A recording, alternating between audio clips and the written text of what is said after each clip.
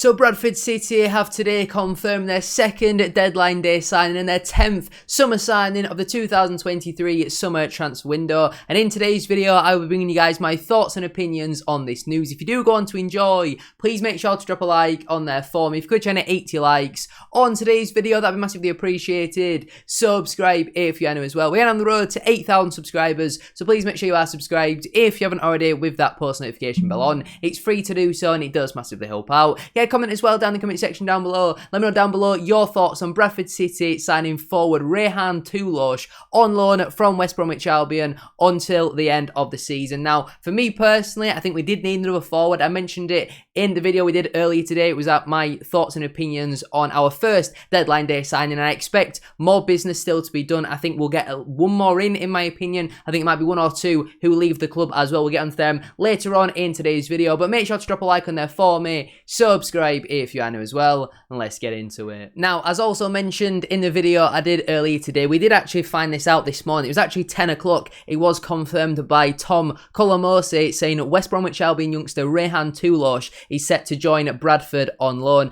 And then there was the training this morning. There were a couple of fans who went down there, and then this picture got taken, and you can clearly see him in the background there behind Daniel Ugoke and Emmanuel Sadibe. So we all knew it was happening. We all expected that to be the first signing that was going to be announced at 12. I don't know why it's taken them 8 hours for that to officially go through. I'm not really too sure what's going on there, but it was officially confirmed today at 6 o'clock. Bradford City tweeted saying, "We are delighted to announce the loan signing of West Bromwich Albion forward RAYHAAN TULLOCH, who becomes our 10th summer recruit." Now, again, if I am pronouncing his name wrong, feel free to correct me down in the comment section down below. The article does then read, "TULLOCH becomes 10th summer signing. Bradford City AFC is delighted to announce the loan signing of West Bromwich Albion forward RAYHAAN TULLOCH, who becomes the club's 10th summer recruit. The 22-year-old arrives at the University of Bradford Stadium on a deal until the end of the 23-24 season. TULLOCH, who has scored 1 goal in 3 Premier League 2 outings already for the Baggies this season, spent the first half of last season on loan at Rochdale before bagging 5 goals in 19 appearances on loan at Dundalk. Having joined West Brom aged 9, he made his debut for the Midlands outfit off the bench in an Emirates FA Cup 4th round meeting with Brighton and Hove Albion in January 2019 before playing close to an hour in the replay. The versatile attacker who can operate anywhere across the front line is capped by England at under 16, under 17 and under 18 level. A nomination for the Premier League 2 Player of the Season award in July 2020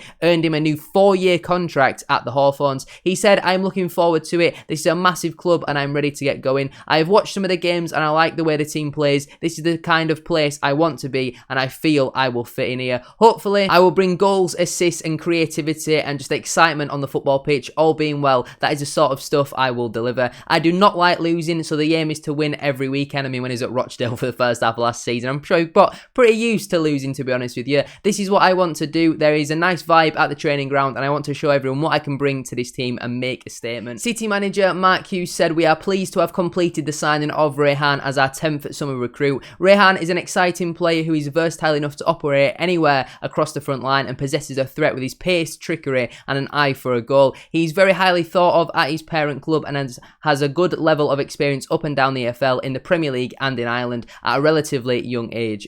I thought Dundalk were in Scotland. That shows you what I know, doesn't it? The final quote then from Mike Hughes says, "We are looking forward to having him with us for the season and I am sure he can't wait to get out in front of you in a Bradford City shirt. TULLOCH will wear the number 34 shirt for City and be sponsored by Leonardo Hotels for the 23-24. His signing is subject to the relevant EFL and FA clearances." Now, again, no confirmation here whether he's going to be able to play tomorrow or not. We found this out at 10 o'clock this morning, so I'm going to presume we got the papers done in time. I think any signing that we make now is probably not going to be available for tomorrow, as it won't be registered in time. I do believe though TULLOCH will be available for tomorrow, which is obviously lovely to see. West Brom also tweeted this time at 2 minutes past 6 saying, "We can confirm RAYHAAN TULLOCH has joined Bradford City on a season-long loan. Good luck, Ray." The article does then read, "RAYHAAN TULLOCH joins Bradford City on loan. RAYHAAN TULLOCH has joined League 2 side Bradford City on a season-long loan. The winger spent time with League of Ireland team Dundalk earlier in the year, where he scored 5 goals in 19 games. He made 7 senior appearances for the Albion since his debut during an FA Cup tie against Brighton in January 2019. The Bantams currently sit 12th in the League 2 table, having picked up 7 points from their opening 5 matches. Everybody at the football club wishes Rayhaan the best of luck for his spell at the University of Bradford Stadium. Now, I've got some of his stats up here from his time over in Dundalk. Now, again, I don't really know the standard too much about the Irish League, so we'll just go through them very quickly. 19 appearances, 14 starts, 5 goals in there, scoring a goal every 253 minutes. He averaged 1.6 shots per game, 0.7 shots on target per game. He missed 3 big chances with a 16%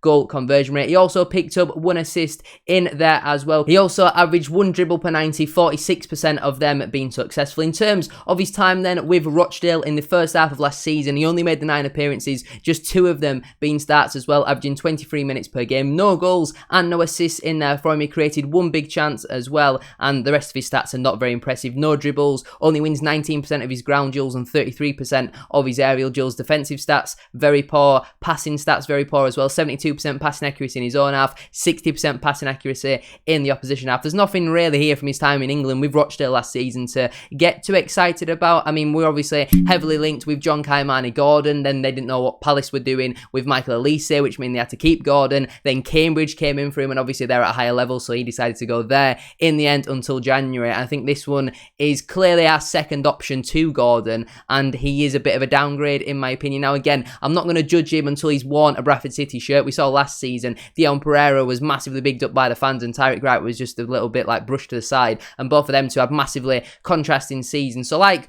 what you've always got to do with signings, wait until they play for Bradford City, but the reviews on him from various fans of different clubs aren't exactly great, to be honest with you. I mean, when it was confirmed by Rochdale that Tulloch had officially returned to his club, a lot of the Rochdale fans, I've got a few comments here saying he's quick and that's about it. He's not very good. We've had some bad loan signings, but he ranks amongst the worst for the last 5 years. Very, very poor. Worst player I've ever seen in a Dale shirt. Awful.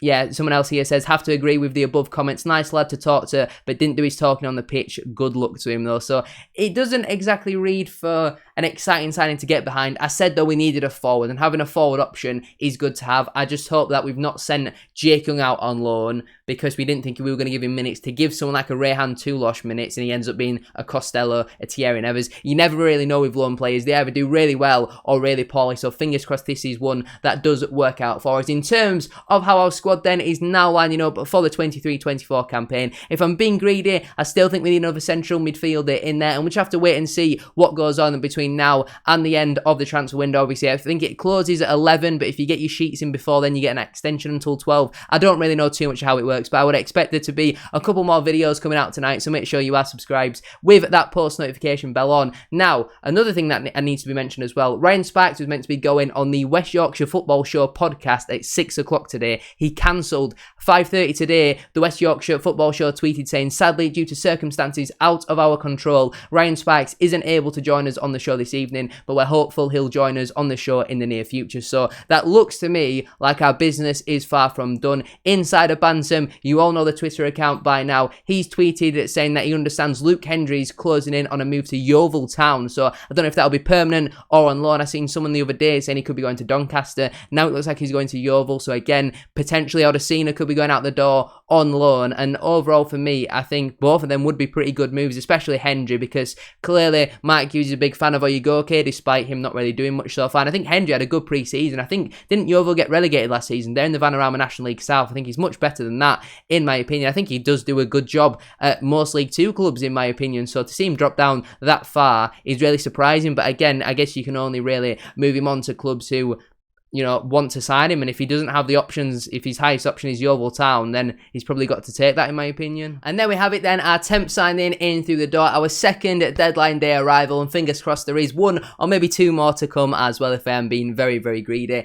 I'm going to leave it there though for today's video. If you have enjoyed, please make sure to drop a like on there for me. If you could try and hit 80 likes. As I said at the start of today's video, that'd be massively appreciated. Subscribe if you're new as well. We are on the road to 8,000 subscribers, so please make sure you are subscribed. subscribed if you haven't already with that post notification bell on. It's free to do so and it does massively help out. Get your thoughts in as well down in the comment section down below. Let me know what your thoughts on Bradford City signing West Brom forward RAYHAAN TULLOCH on loan until the end of the season. Thank you all very much for watching today's video. Have a great rest of your day and I'll probably see you later tonight for some more transfer business.